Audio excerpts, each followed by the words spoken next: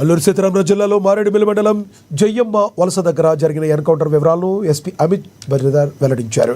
ఇవాళ ఉదయం 5:30 సమయంలో పోలీసులు మావోల మధ్య ఎక్స్చేంజ్ ఫైర్ జరిగిందన్నారు.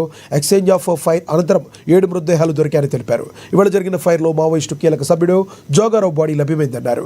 గత 3 రోజుల నుంచి అల్లూరు జిల్లా ఏజెన్సీలో ఆపరేషన్ సంభవ్ కొనసాగుతుందని తెలిపారు.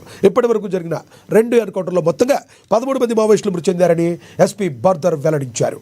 ఈ రోజు మనకి టోటల్గా ఎక్స్చేంజ్ ఆఫ్ ఫైర్లో రికవర్ అయిన బాడీస్ కౌంట్ చేస్తే 7.